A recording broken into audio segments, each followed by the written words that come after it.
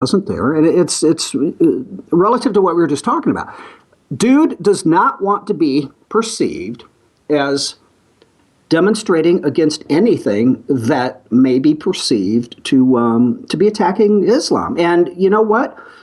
Ironically, he says he's not against, or he hates optics, right? He doesn't do things for. This was exactly about optics. He did not want to be involved in optics where the Muslim world could see him in this context. I believe that with all my heart. Yeah, totally agree. Absolutely agree.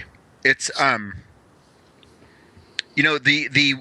world has dramatically changed, and it is serious business, and we're still clutching to kumbaya and holding hands and hopeful good intentions and explaining the true tenets of Islam and telling the world every time something like this happens that it had nothing to do with Islam, which is no, it has to do with and that's the point that I made in my video, is this whole idea of Eric Holder identifying that it's a corrupted version of Islam. Number one, is he now a Islamist scholar? That's one part of the thing. Well, yeah, he actually converted to Islam a week ago last Tuesday, and he is now officially Imam Heinz Kerry. You did not read that?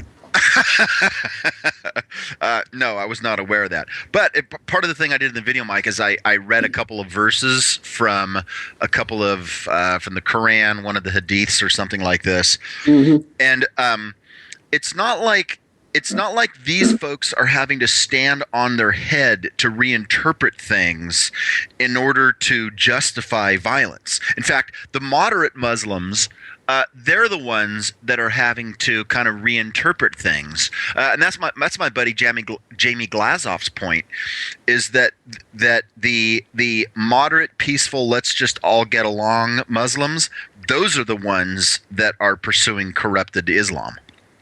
You know what? This just popped into my brilliant brain as you said that, and I was thinking about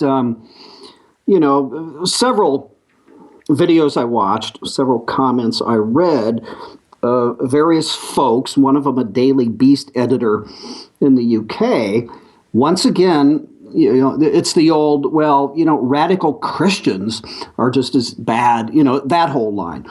Right. And as you were talking about, interpretation and reinterpretation of the Quran, I was thinking if clowns that make that statement, the radical Christianity is just as evil, it would take doing what you just said Muslims do relative to the Quran. In other words, you would have to take the Old Testament of the Bible and the eye for an eye and a tooth for a tooth and the sacrifices and, on and on and on. And you would have to have Christians today practicing that stuff.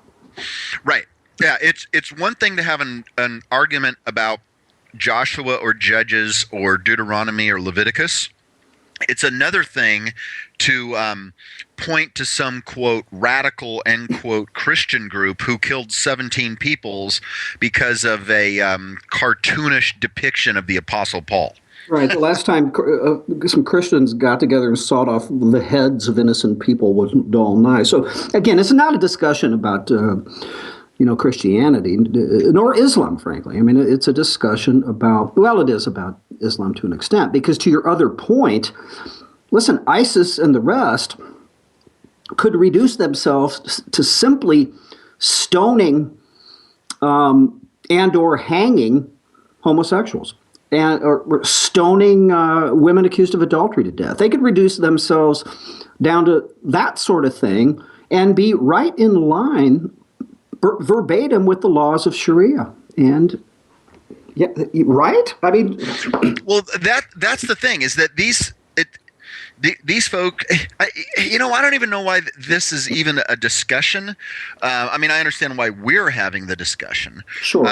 But the discussion. When George Stephanopoulos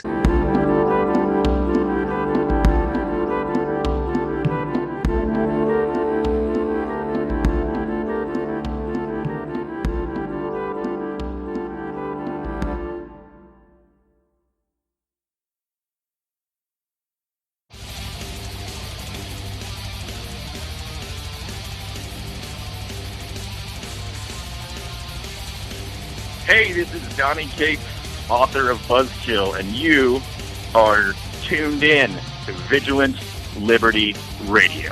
Get it on.